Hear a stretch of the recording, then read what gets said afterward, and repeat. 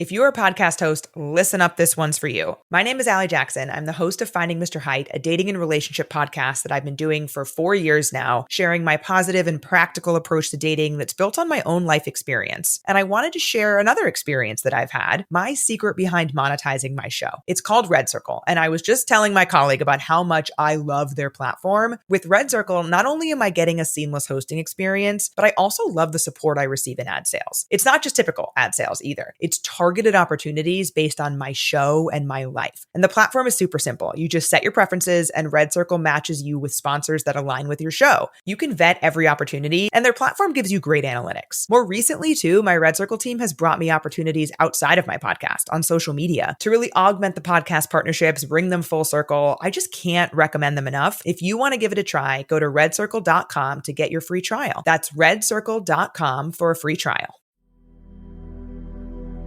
There are many yoga techniques that can be learned. In pursuing those techniques, one can be left with a bewildering sense of uncertainty about why all of the methods are being learned. Aside from a general idea that the methods are for self-realization or enlightenment, to separate the differences between techniques and skills, you need to put it simply.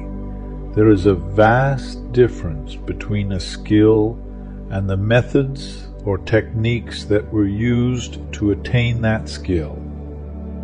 Think of the way an infant does many actions in those early months and years. The child may be playing with this or that toy, or exploring the new environment of this new world. Yet, all of the play and exploring leads to development of a few underlying skills, such as the motor skills of being able to hold an object in the hand, or to move the legs so as to go from here to there.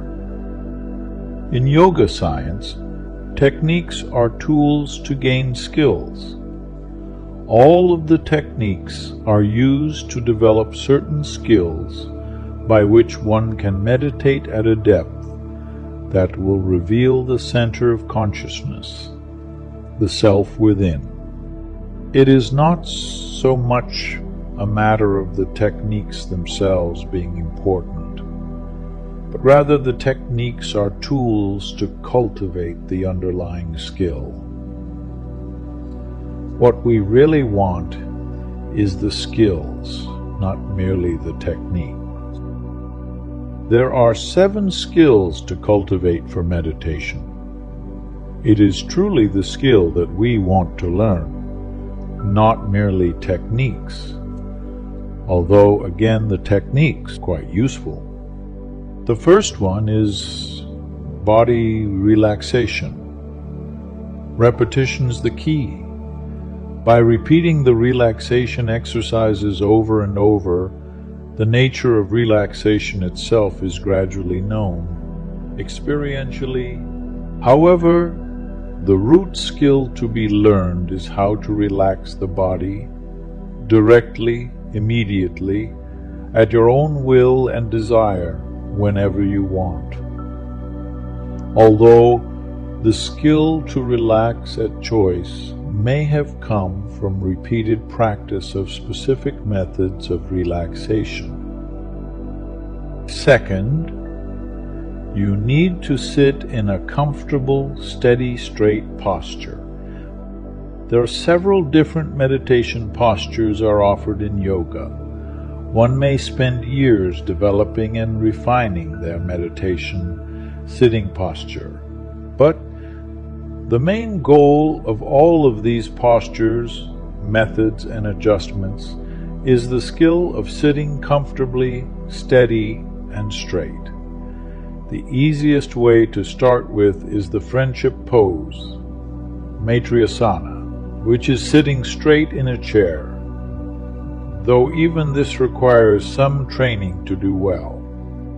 Over the time, a skill itself is developed, whereby the aspirant is able to just sit down and be comfortable and steady and have the head, neck, and trunk aligned, while one After the holidays, there's so much to clean up and get ready for the coming year. This leaves me exhausted and a lot of things falling off my to-do list. It's time to lock in, and Omaha Steaks delivers everything you crave to reset after the holidays. An order from them means having high-quality Omaha steaks on hand at all times. I'm a big meat lover myself, and I always go with medium rare. But there's also plenty of poultry and other options available. Omaha Steaks offers unrivaled quality and variety, and every bite is backed by their 100% guarantee.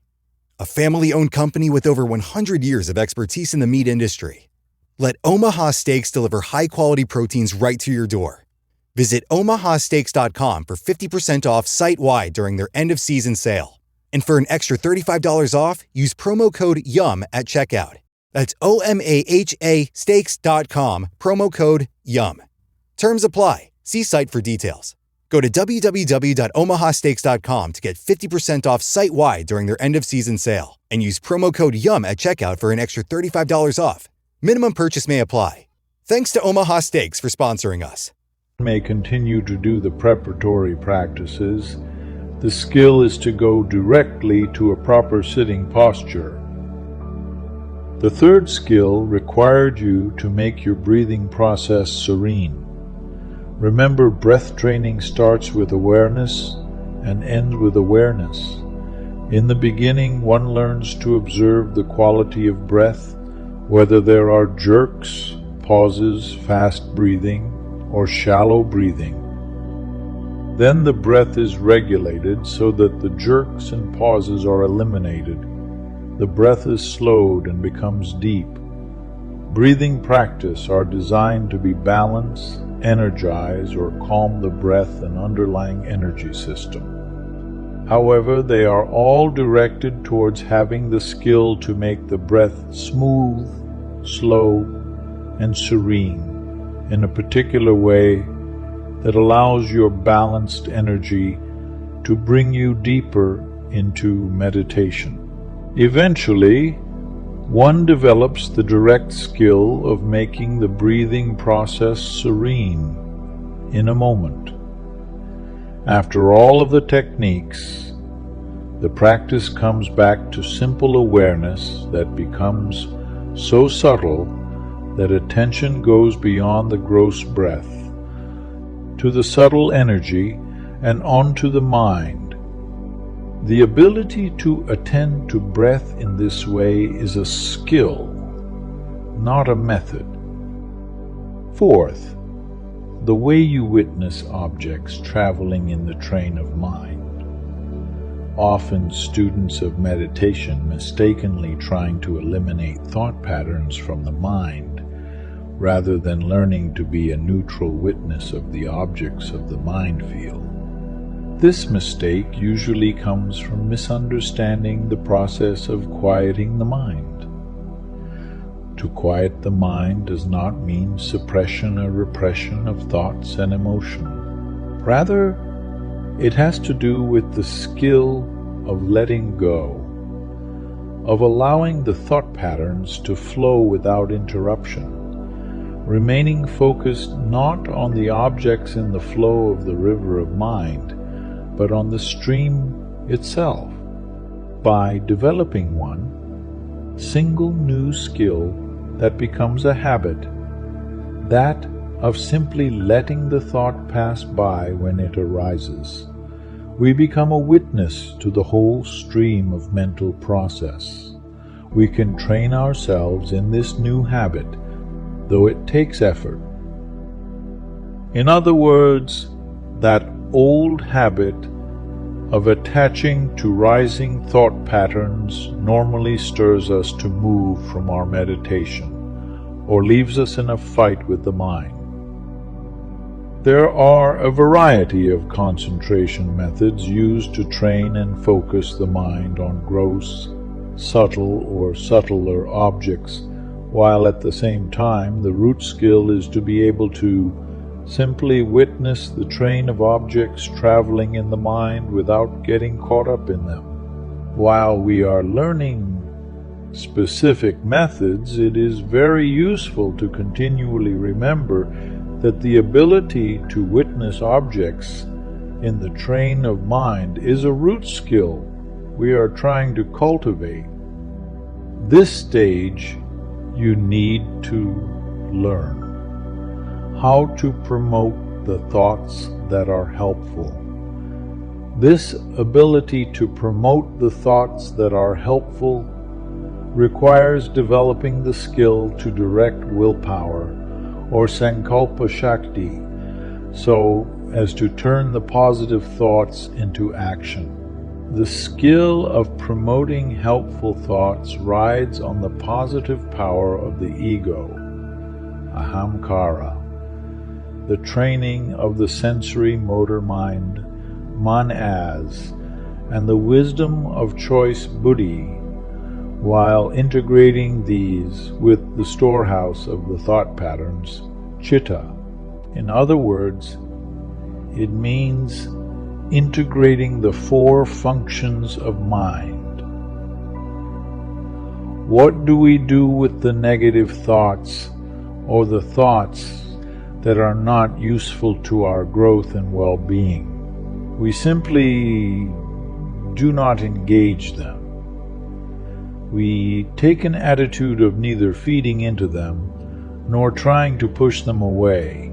By focusing only on the helpful thoughts, the other ones gradually lose their intensity of coloring and become mere memories without having an ability to control our thoughts, emotions, and action.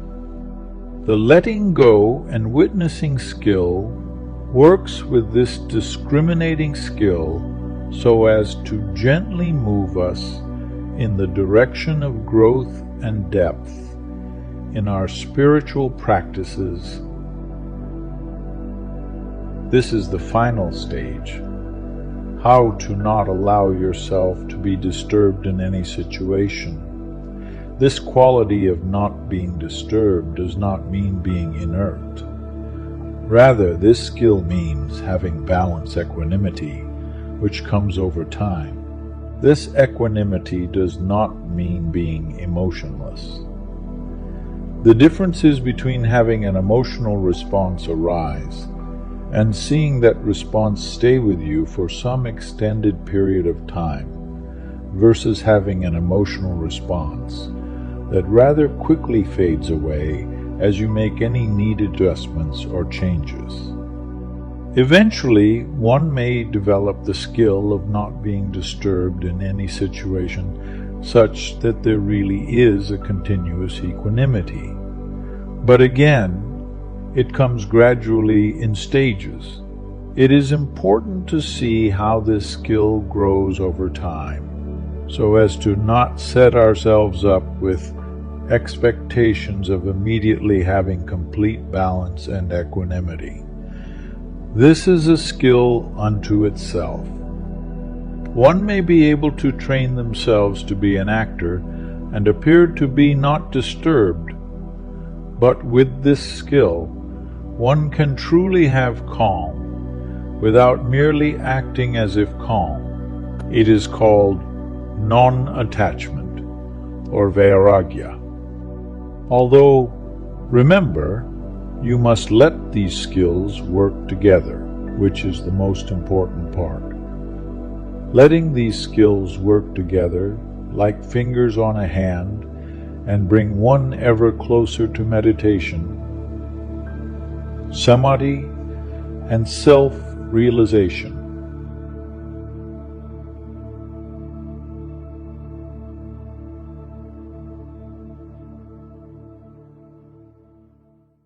If you're a podcast host, listen up, this one's for you. My name is Allie Jackson. I'm the host of Finding Mr. Height, a dating and relationship podcast that I've been doing for 4 years now, sharing my positive and practical approach to dating that's built on my own life experience. And I wanted to share another experience that I've had, my secret behind monetizing my show. It's called Red Circle, and I was just telling my colleague about how much I love their platform. With Red Circle, not only am I getting a seamless hosting experience, but I also love the support I receive in ad sales. It's not just typical ad sales either. It's targeted opportunities based on my show and my life. And the platform is super simple. You just set your preferences and Red Circle matches you with sponsors that align with your show. You can vet every opportunity and their platform gives you great analytics. More recently too, my Red Circle team has brought me opportunities outside of my podcast on social media to really augment the podcast partnerships, bring them full circle. I just can't recommend them enough. If you want to give it a try, go to redcircle.com to get your free trial. That's redcircle.com for a free trial.